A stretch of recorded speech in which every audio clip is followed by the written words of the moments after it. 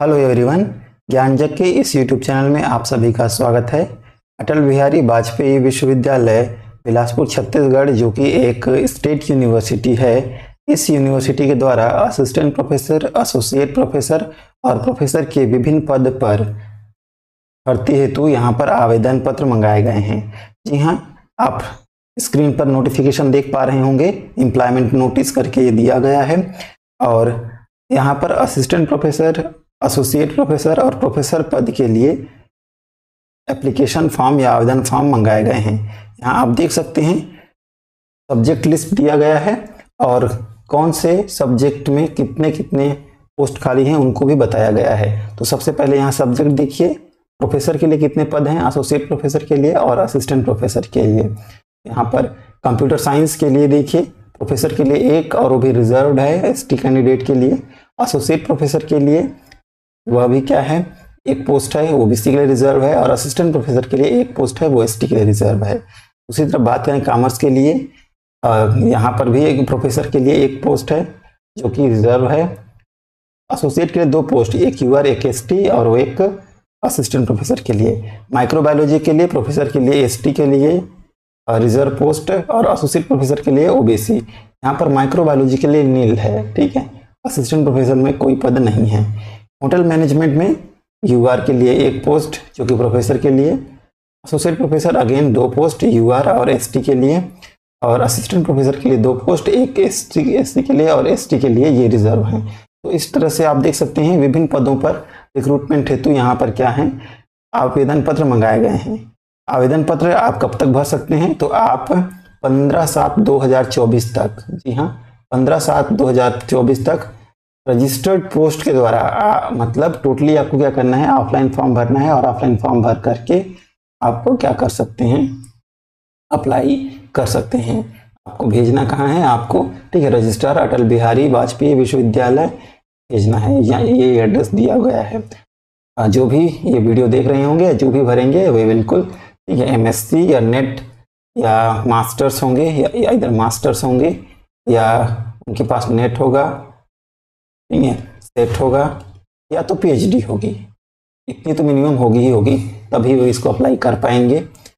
और बाकी जो एसोसिएट प्रोफेसर हैं उनके लिए तो आप सभी जानते हैं, आपके पास 8 साल का टीचिंग एक्सपीरियंस होना चाहिए, साथ ही साथ आपके पास पीएचडी डिग्री। प्रोफेसर के लिए आपके पास क्या होना चाहिए, कम से कम 10 साल का टीचिंग या रिसर्च का एक्सपीरियंस होना चाहिए। चलिए देखते हैं आवश्यक एजुकेशनल क्वालिफिकेशन। आवश्यक एजुकेशनल क्वालिफिकेशन एक बार देखते हैं।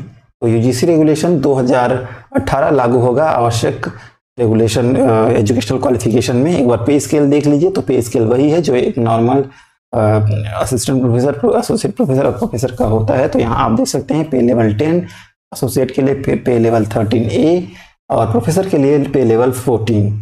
तो यही पे लेवल होता है। और यहाँ पर कुछ इम्पोर्टेंट इंस्ट्रक्शन दिए गए हैं, तो जो भी कैंडिडेट इसको क्या करेंगे, अप्लाई करेंगे, वो जरूर हर एक पॉइंट को ध्यान से जरूर देखें। बहुत सारे स्टूडेंट्स को कंफ्यूजन ये रहता है कि हम लोग यूनिवर्सिटी में नहीं भर सकते, चूंकि यूनिवर्सिटी में क्या होता है कि यूनिवर्सिटी में पीएचडी को ही कंसीडर किया गया है, तो ऐसा नहीं है। ये यूनिवर्सिटी में एमएससी प्लस या मास्टर डिग्री है और साथ ही साथ आपके पास नेट या स्लेट है, तब भी आप भर सकते हैं। तो यहाँ देखिए प्रोफेसर के लिए क्या दिया गया है। प्रोफेसर के लिए आपके पास क्या होनी चाहिए, an eminent scholar having PhD degree in the concerned allied relevant discipline. ध्यान रखिएगा, कंसर्न्ड, रेलिवेंट और अलाइड तीनों चीज यहाँ पर मेंशन है। कंसर्न यानी ठीक है, कंसर्न्ड, रेलिवेंट और अलाइड, हिंदी में इसको शायद इस तरह से ठीक है, संबंधित, सह विषय, ठीक है, और कंसर्न ऐसा कुछ बोला जाता है हिंदी में। तो आपके पास पीएचडी डिग्री होनी चाहिए। प्रोफेसर के लिए जो भरेंगे बिल्कुल उनको ये सब चीज़ें पता होंगी, ठीक है, उनके पास पीएचडी डिग्री होगी। साथ ही साथ 10 मिनिमम रिसर्च पब्लिकेशंस आपके पास होना चाहिए और ये रिसर्च पेपर आपके एटलीस्ट यूजीसी लिस्टेड, या आपका मिनिमम जो रिसर्च स्कोर होना चाहिए वो 120 होना चाहिए। आपकी पब्लिकेशन यूजीसी लिस्टेड में ही होने चाहिए, या फिर ये आपका हो सकता है आपका स्कोपस में, या ठीक है वेब ऑफ साइंस के इंडेक्स्ड जर्नल्स में आपका एटलीस्ट पब्लिकेशन होना चाहिए। और बिल्कुल रहता है, जो प्रोफेसर के लिए भरेंगे उनके पास तो इस लेवल तक का रिसर्च पेपर रहता है।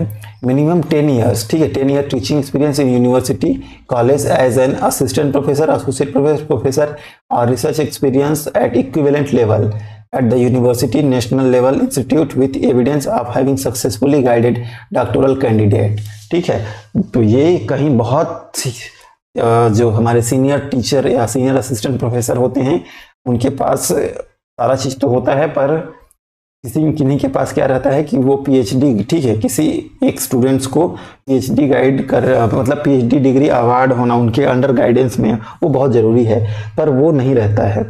तो बिल्कुल आप भरें, और साथ ही साथ ऐसे कैंडिडेट भी जरूर भरें जो कॉलेज में सेक्शन 28 के तहत, ठीक है, सेक्शन 28 के तहत असिस्टेंट प्रोफेसर, जो प्राइवेट कॉलेज में असिस्टेंट प्रोफेसर या एसोसिएट प्रोफेसर में काम कर रहे हैं वो भी जरूर भरें। ठीक है, वो भी कैंडिडेट क्या करें, जरूर भरें। मेरा तो आपसे यही सबसे रिक्वेस्ट रहेगा।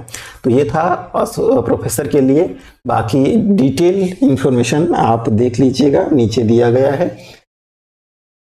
मुझे केवल असिस्टेंट प्रोफेसर को ज़्यादा फोकस करना है क्योंकि वो हमारे कैंडिडेट नए होते हैं। जो एसोसिएट के लिए भरेंगे या असिस्टेंट के लिए भरेंगे उनके लिए तो वो तो बिल्कुल इस चीज़ से भली भांति अवगत हैं।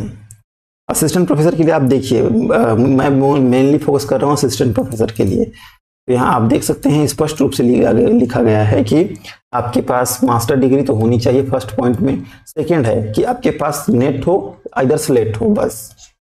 अब आपका सारा कंफ्यूजन दूर हो गया होगा। आपको पीएचडी आपके पास है नहीं है उससे आपको फर्क नहीं पड़ता। ठीक है, आप बिल्कुल अप्लाई कर सकते हैं। हाँ, अगर एपीआई स्कोर अगर काउंट होगा तो एपीआई स्कोर में फर्क जरूर पड़ेगा, पर आप एटलीस्ट इंटरव्यू के लिए सिलेक्ट होंगे, आप इतना मान करके चलिए।